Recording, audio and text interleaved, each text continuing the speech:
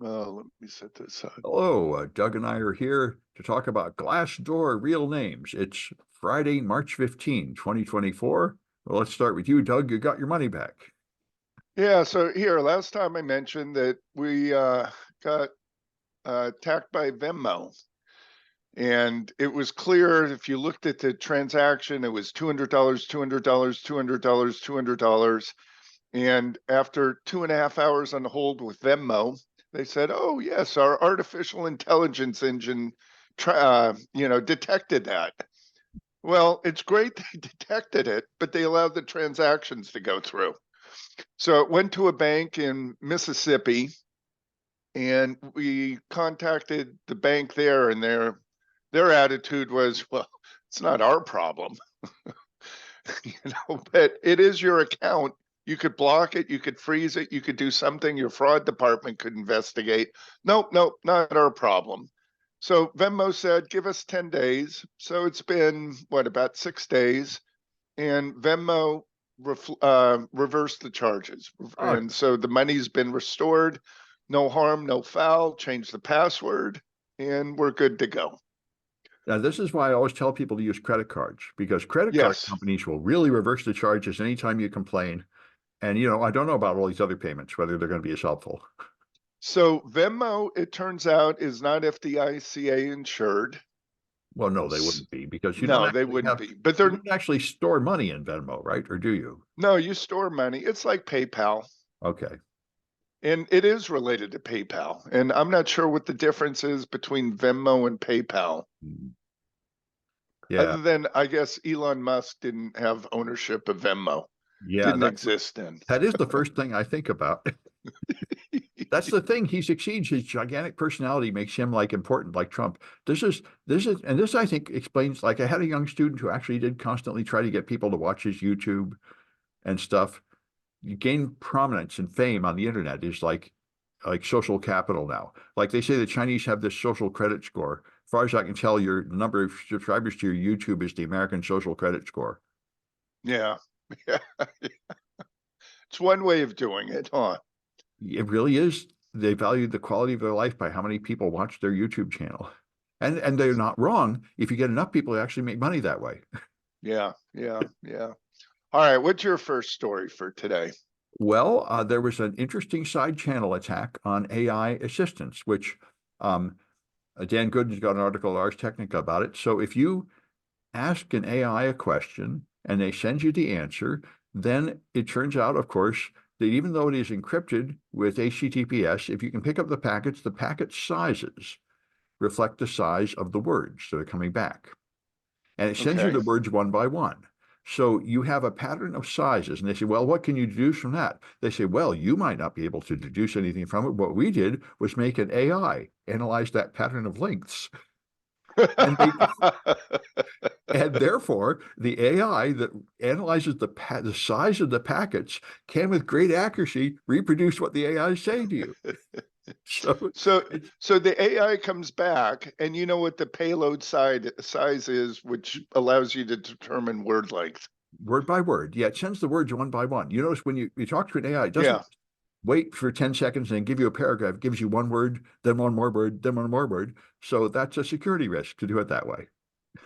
There was a TV show that did that a while back, and they requested some government documents. I think it was a legal drama show, and they blocked out, they redacted some of the words, some Right. of the names, But you can see how long. and yeah, but you could tell how long it was. Right, exactly, But see, exactly. there it's going to be like one name, which is not much information. But if you were to cover every word with a black blob, then you Yeah, know how long every word is. And then you could use the pattern of English sentences to deduce things about them. yeah, And that's essentially what this does. yeah, yeah. So I All thought that was right. cute. Yeah. So I've got a follow up on your Black Cat story. So you want to quickly review that, the software as a service, or Yeah. ransomware as a service? Well, sure. I mean, there's two sides. I mean, for the victim side, apparently it's still going on, and Oh yeah, it's been yeah. like 14 days, and it's snarling up like a lot of people can't get their prescriptions. But the criminals fought among themselves over the money, and the main group stole the money, and the group that actually has the stolen data didn't get paid. Let's recap what happened. Yeah, So you've got a ransomware as a service gets right. contacted by a group. That group says we want to attack an insurance company, and I can't. Do you recall the name of the insurance company? Um, United Healthcare. yeah, but I mean, it's an affiliate system. I don't know who chooses the targets, Yeah, but yeah. apparently what you do is that 70% of the money goes to the affiliate. So there's somebody that wants to No. Wait. ransomware attack, Let's but go. they rent the software from the group above them. Yeah, so it's United Healthcare and Yeah, their affiliates. We got to make sure that we're clear on this. that's true. So it's United Healthcare gets attacked not by Black Cat, which is software or ransomware as a service. They get attacked by one of their criminal affiliates, if you Yeah, will, that's that right. says we want to attack United Healthcare and their group. Right. United Healthcare is the one that provides insurance for prescriptions. And so if there's a delay in that, your prescriptions are delayed or non-payment is going on. So United Healthcare eventually got held for ransom, crypto lockered. Yeah. They decided to pay the 20 million, I, 22 million. has that been proven? I mean, last Yeah, I heard, yeah, okay, yeah. they saw the 22 million go in, but I wasn't sure that United admitted they paid the ransom. But anyway, So I don't believe United has admitted paying the ransom. yeah, However, if you look at the transactions, I believe Bitcoin, right. you could see it was sent, it was received. Yeah, And let's see. So it was received by Black Cat, right? yeah. Who is supposed to give who retains, I think, 70%. No, they keep 30%. They're supposed to give 70% Oh, to 30. So affiliate. 70% was to go to the affiliate. Yeah, So the criminal steals from their affiliate criminal. yeah, They walk away with the 22 million. yeah, United Healthcare is going to the affiliate criminal saying, okay, we paid. We need the decryption keys so we can get back in business. yeah. But Black Cat, who they need to get the decryption keys from, is out of business. They're gone. Right, right. And apparently the affiliate still has the data and they can try to, one possible next step is the affiliate could try to extort United for more money. Right. So they have 6 terabytes worth of data, Yeah, which turns out to be 1 out of every 3 medical records in the US. yeah, So the saga continues, the story continues, but it's interesting. There's the criminals can't trust criminals. I no, wonder why. well, of course you can't, but and you know, Yeah. the impact is huge. This is like the Oh, yeah. colonial oil pipeline. This is really a big impact on business.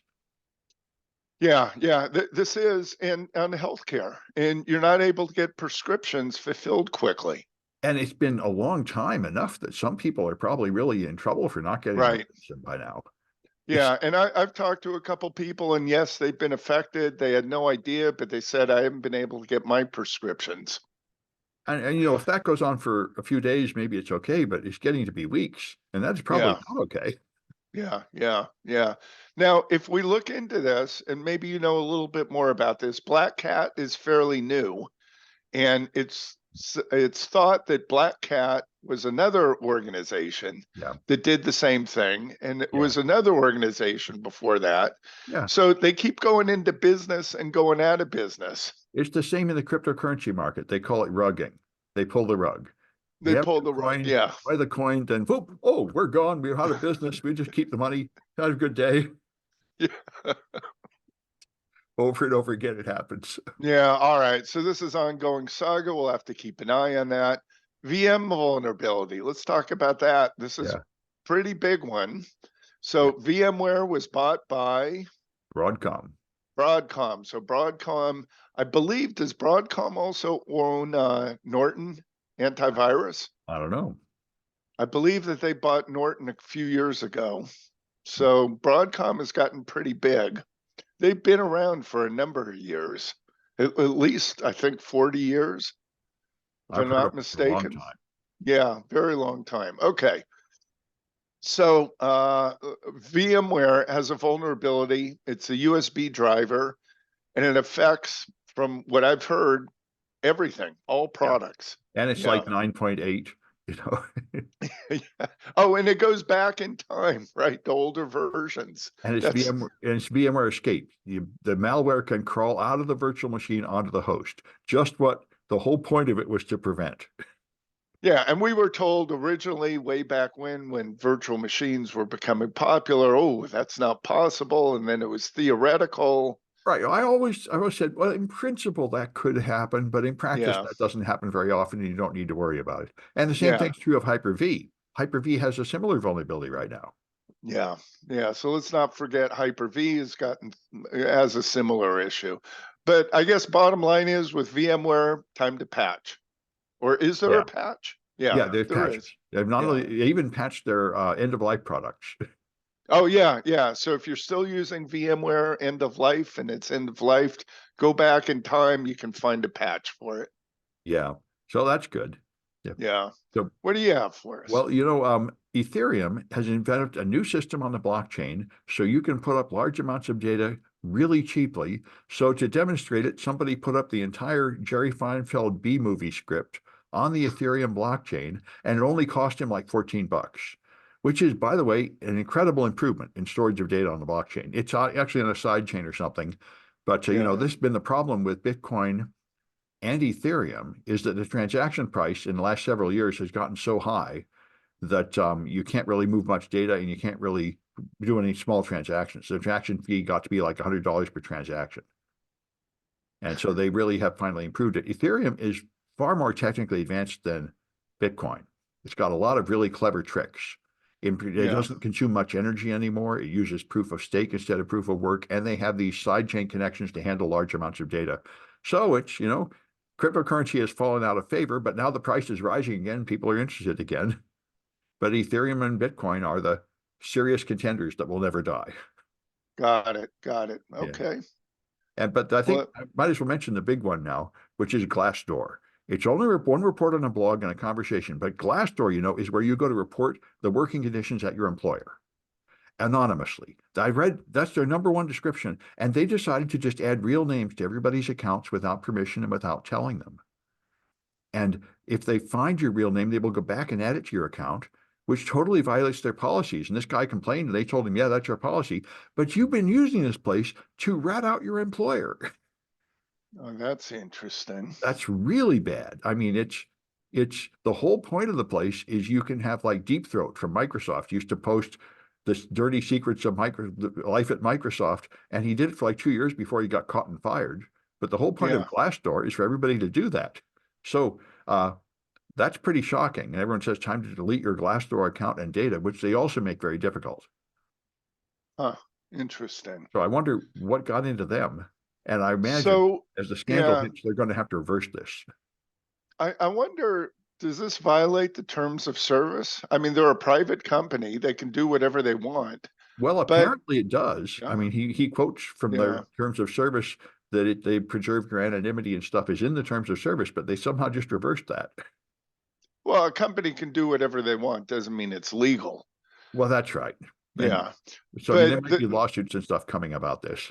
yeah, I'm sure there is because when you signed up, you had one agreement with terms of service, and one would think that's grandfathered going forward. Well, But certainly you can sue. Yeah, you can argue, yeah, make that yeah, argument in court, and they can argue that just somehow the wording was such that it doesn't really mean that. yeah. But you know, the data is out there, so you can't put the Yeah. cattle back in, so to speak. Yeah, well, you know, whistleblowing is pretty tough. Yeah. I've done a bit of it, and you get in trouble in a hurry. It's I complained about exposed health records, and then I found out that I had no whistleblower protection because you only have whistleblower protection if you complain directly to the U.S. federal government, not a lower agency. Oh, really? Yeah, I Interesting. didn't know that. That's why, you know, if I'll just mention this as a public service, if anybody wants to blow the whistle on your company, talk to a lawyer first. Because you have to do it just the right way or you have no protection. And I didn't know that. Oh, interesting. Yeah. All right. Well, let's talk about car companies. This is pretty interesting. Number of people have started saying, my insurance went up 50%. I don't understand. Is this happening to you? It's been on social media. So it turns out car companies are collecting and selling your data without your knowledge. Yeah. And insurance rates are increasing. And some of the things that are thought that the car companies are collecting is GPS information of stores where you shop at, stores you don't shop at. If you're visiting a medical center or a medical facility, Really? what I read the original Kashmir Hill article a few so days so ago in the New wait, York Times, and what it said was they just know whether you went speeding or stopping, but not where you were going. no, but they also have GPS data. And we know that Hertz car number of years, many years ago, if you rented a car on the East Coast, there were certain states that you were prohibited from going into upon the terms of service.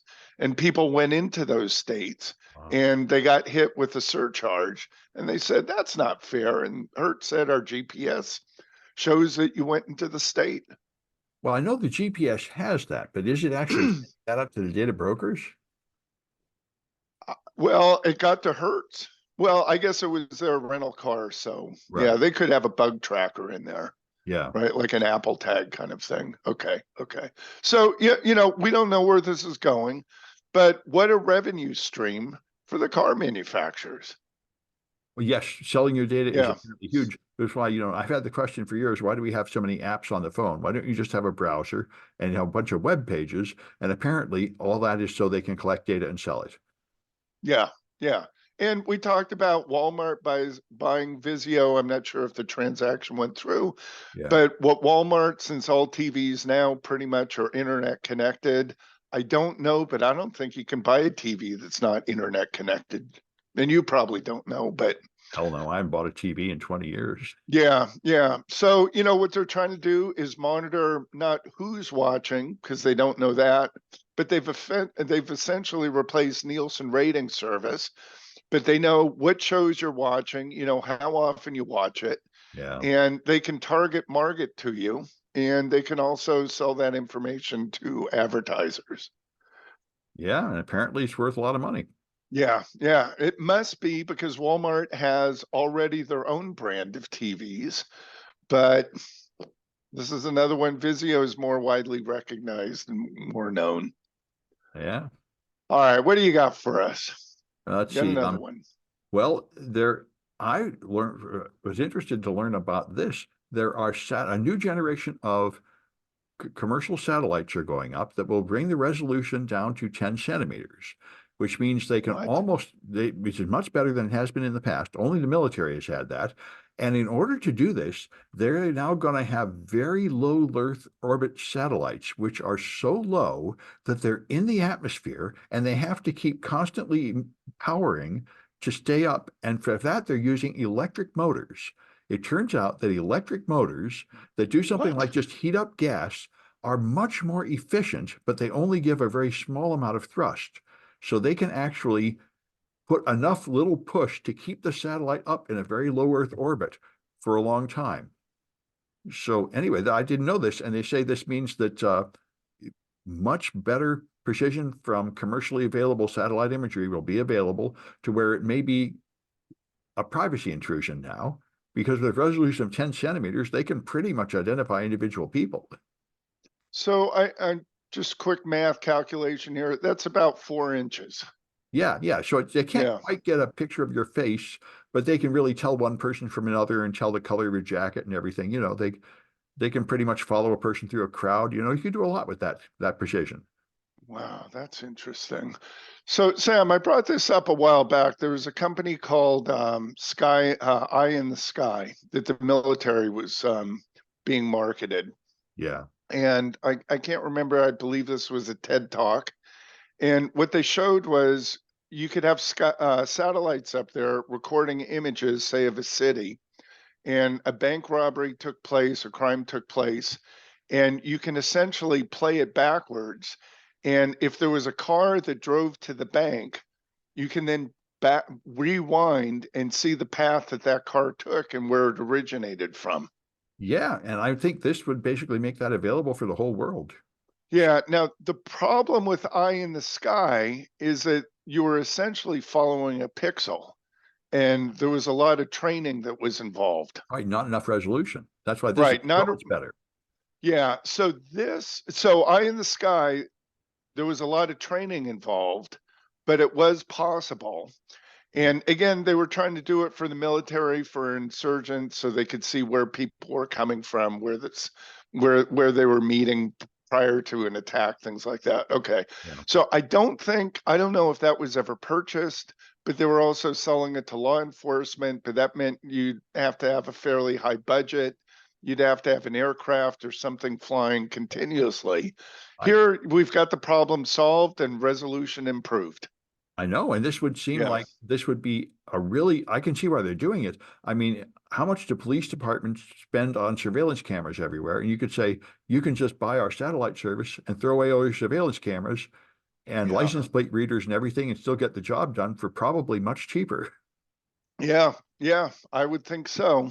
I would Yeah. think so. So we'll be Except hearing a when you lot have more. cloud, yeah, I guess the issues are going to be cloud cover Oh, and yeah. also trees. Yeah, or going into a parking garage tunnel, something like that. That's true, but you have all those limitations with the other cameras too. They can only see so Well, yeah. they can. Well, yeah, I mean, you don't have the issue with cloud cover with cameras. No, but you do have, they only have a limited field of view. And as we were Yeah, talking about, now the criminals have learned to just jam the Wi-Fi, yeah, yeah, yeah. and that wouldn't work Or, with this. or what's the simplest solution to jam a camera at night? Well, I assume you just spray paint on it or you just turn out the lights. No, flashlight. Oh, you just blind it with a flashlight? Yeah, That's good too. Yeah. All right. yeah. So now you need multiple cameras and they'll get multiple flashlights. Yeah. Well, anyway, I think this actually is a major technical step forward, and we'll see what all the consequences are. Yeah, we'll see. And I'm sure this is going to be in the news. So have they begun launching the satellites? I'm not, I'm not We're quite not sure. sure yet. 2019 update proposed rules. Uh, it's not entirely clear. Apparently, Albedo is the company doing it. They believe many industry sectors will use the high resolution imagery once it becomes available. They haven't made it very clear when it's going to become available. Okay. Okay. Yeah. All So I right. don't Well, know. we'll see. So so this is going to be low Earth orbit, Very right? low Earth orbit, even lower than what they call low Earth orbit. So are these, if they fall out of orbit, are they going to burn up or are they going to, I would assume so. I mean, oh, okay. They're I'm high sure. enough that they burn up. Well, I don't know that, but I mean, the main thing Okay. I know is they're not going to clutter it up because if the engine stops, they are orbits so much friction they are decaying. So I'm sure they'll Yeah. come down pretty fast if they run out of power. Yeah. Okay. Okay. It's not going to be a plane falling out of the sky Well, kind I of guess I thing. don't know. I don't know how big they are and whether they'll burn up or have some All solid right. piece hit the ground. That would be a concern. Really ought to answer that question before deploying them, now that you mention it. So do you remember what was it? Skylab Yeah, fell out of the sky. That was in the 70s or yeah. so. Okay. And I think there's discussion of what they're going to do with the ISS. When Yeah, they yeah. get done, they're trying to figure out, well, if they do, there's a special place they try to hit in the middle of the ocean. They call the satellite graveyard. They always try to hit that spot. Yeah. So here's the funny part about Skylab is San Francisco Chronicle or one of the newspapers, pardon me, offered $1 million reward if you could bring apart a piece of Skylab. Yeah. And it crashed someplace in Australia in that area. And I think there was a teenager who found a piece of it, immediately jumped on a plane, and San Francisco Chronicle was thinking how impossible that would be. Did And they yet actually pay him? he shows up with the piece and wanted his money. Did he get paid? I don't know. I think Yeah. they stiffed him, but maybe I'll have to research that. But Pepsi also did the same thing with the Harrier jet. They were giving Pepsi rewards, and there was a young man that figured out that he was buying cans and cans and cans of Pepsi. He was emptying out stores, and then finally he realized that he could buy Pepsi points, and it was much more cost effective to buy the Pepsi points than it was to get the soda and give it away. So he got some neighbor friend of his who had some money, and they said, yeah, this makes perfect sense. They went through, they bought enough points, they sent a letter to Pepsi. They said, we want our Harrier jet. Pepsi came back and laughed and they said, ha ha ha. Well, they You promised to know, give away a jet to someone that got 1,000,000 points or so. Yeah, yeah.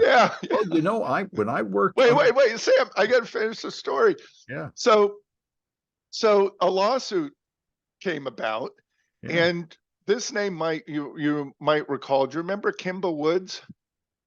She was a court. She was an attorney, judge. Anyway, she made the news. She was going to be appointed, I think, during the Clinton era, and she did not get appointed, is what I recall.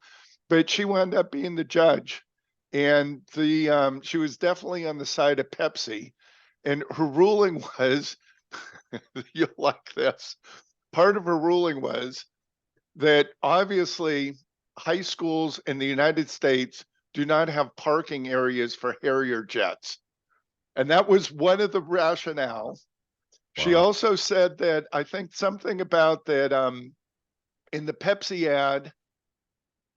So what she said is, in Pepsi ad, it was landing at a high school parking lot, and the pilot wasn't wearing a helmet, and there's no parking. So that's one reason that you could tell it was a fake ad, or a mock ad, or a joke ad, if you will. Although they did, he claimed it wasn't a real offer. It was just a joke. Yep, yep. Oh, well, that So might be true.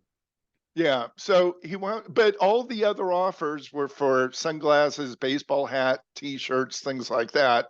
And the Yeah. final one was if you got so many points. Anyway, they Oh, didn't get the jet. Long okay. story short, I remember. which Yeah. which they would have made millions off of it. Yeah. Yeah. And the other one is Pepsi also got busted in Singapore. And I think this was in the 80s that they had opened up the bottle cap and there were winning numbers. And there was a certain set of winning numbers, and you won $1 million. And it turns out when they made the numbers on the bottle cap, somebody goofed and they made hundreds or thousands of Oh, winning numbers. And so people went to Pepsi and they said, we want our money. It would have bankrupted Pepsi. But the funny part is they rioted and they burned down they Molotov cocktail Pepsi delivery trucks. yeah. I would see. I'm surprised they didn't have to pay up. When I worked under contract, the FTC, several of our cases were forcing companies to pay up for promises like that. Really? Hey, if you make a promise like that, that's a legal agreement. You got to pay up. I mean, Yeah, but it would have bankrupted Pepsi. that But doesn't matter, right? nevertheless, well, I mean, you can go to court and claim that and declare bankruptcy, and they will only get a portion of the money. But the fact is, if a company Yeah, promises you money and you fulfill the condition, they owe you the money. yeah. I guess it's a contract that's been offered. It's Yeah, legal and yeah, accepted. Yeah. yeah, yeah. Anyway, All right. Do you have another story? I got a couple more. There's All right. So Apple is now going to allow iOS app installs directly from a website, just like Android in Europe, because they have to. They Oh, can't be, but they're going to only let you do it if you're like a developer with a large number of downloads and a reliable history or something. So Apple is trying to impose some security constraints on these alternative apps. So like I say, over the next few months, we're going to see how this works in Europe. But it may lower the safety of Apple down to Android. interesting. So what happens? So you have to be in the EU Yeah, to get the app. yeah. If you're an American, you're visiting, can you get the app, come back, or does it get wiped? Or do we Uh, know yet? None of that is clear, but there is an Okay. argument that they say if you're in the European Union and you install these apps from third-party stores, they're going to like notice if you come to America, and if you spend more than like a certain number of months out of the EU, you will no longer get updates for your apps or something. So Yeah, they're going yeah, to have to yeah. do some kind of location tracking. Yeah, that's interesting. Yeah. So it's not going to be geographical fencing, if you will. Well, apparently it is. Yeah. Well, no, because if you live in the EU, you come to the US for a week or two, they're not going to erase the apps, would they? Apparently We, not, but yeah, but they are going to at some point decide that you're no longer considered an EU phone, and therefore yeah, you no longer have access to those stores or something like that. yeah, All the yeah. details are still coming out. Well, I was told, and this is rumored, that if you're in the Middle East, that none of the phones there, if you look at the temperature, go above 130 degrees. And they passed a law there saying no phone shall say more than 130 degrees. Why? Because the workers can't work above 130. So we passed a law saying it's illegal for it to be over 130. Yeah, well, my hometown in Pennsylvania was a small college town and a resort town. They had a lake, and Yeah. they made a deal that the rapes on campus would never be reported in the local newspaper, and the bad weather would never be reported in the local newspaper. So it's been going on. So, and one of the universities, do you recall, they just got caught. They got busted for that. One of the I didn't. Christian universities. Oh, I didn't know. Oh, this Covering is, covering up the crimes on campus. Yeah, some of the big yeah, ones have done that. Yeah. yeah, yeah. So they underreported or doctored the types of crimes to Well, yeah. make it look like it was far more safer than it actually was. Yeah, I know they always covered up for their sports teams too. Yeah, yeah, exactly. Do you have another one? There's two more. Okay. Boeing, there's an article, I think on the CNN's got a good article about Boeing. We talked about this. Boeing is just having a lot of problems with their airplanes, and they got to do an analysis trying to figure out what's going on here. But there's so many flaws. Like there's been 6 major flaws in flights in the last 2 weeks, like doors Well, falling off, wheels falling off, things like that. yeah. And now there's been whistleblowers coming out saying they're using inferior parts and so on. So apparently there's a big scandal in the safety of airplanes. Yeah, unfortunately, coming out of SFO, San Francisco, what about a week ago, a wheel fell off Yeah, on takeoff. And to be fair, I did see the analysis of that, and that really had nothing to do with Boeing, right. a defect. It had to do, there was a worn part and the mechanics didn't catch it, or there was something that broke on takeoff, which allowed the wheel to fall off. It's not a design flaw. That plane landed in Los Angeles. Everybody got off safely. They inspected, they put a wheel on, and that plane has been back in service. So let's not blame that on Boeing, but it's a Oh yeah, coincidence. Yeah. yeah. But anyway, apparently Boeing is basically a monopoly, and they're Well, they have Airbus. that's what they say. Airbus, Yeah. they call it a duopoly. But the problem is they Yeah. have to their safety standards have apparently fallen down, and they have to reform. Yeah. Well, as we learned, and I mentioned in a few episodes ago when we talked about this, that Boeing works with another company to build components that's located, I believe, in Kansas or Midwest. It's called Spirit, and it's not Spirit Airlines, different company. Yeah. They would produce some parts, and Spirit's QA computers was completely different than Boeing's. So when these parts were transferred from Spirit to Boeing, the QA information was mangled or lost or wasn't transferred. So Boeing was working with defective parts to build, and we're talking like a fuselage, right? Like the main body of the plane. So it's not little small components, it's large components. Yeah, well, there are now whistleblowers coming out saying they were actually taking defective parts out of the trash can and putting them back on planes to meet deadlines and stuff. No, no, no, no. Here we go. I mean, if there's any time, right, that you want to make sure that the parts are working properly. I And know. it is, if you take a look at Boeing, it's amazing the redundancy that they have. And But they're supposed to. yeah. But then Yeah, well, yeah. apparently they decided it was more important to meet the deadline. Well, let me it's designed, it's engineered in there. Yeah, If the parts are defective, that's another story. yeah, yeah, But it also goes, some of these accidents that have happened in planes, especially Boeing. It's amazing the resiliency of the aircraft. Yeah. and the training, more importantly, the training of the pilots, that they're able to figure things out and bring planes, back ground safely back uh, back down. Well, that's true. So we have defense in depth. If one part fails, there are other compensating controls to some extent. Yeah, yeah, yeah, yeah. Well, anyway, I got one more that caught my Okay. attention. Risky Biz News has changed recently and have in-depth articles about stories as opposed to just simple summaries. And this one caught my attention. The National Institute of Standards National Vulnerability Database has stopped updating for more than a month. What? What they do, and everybody depends on this. All the vulnerability scanners, all the people who make security products count on this database.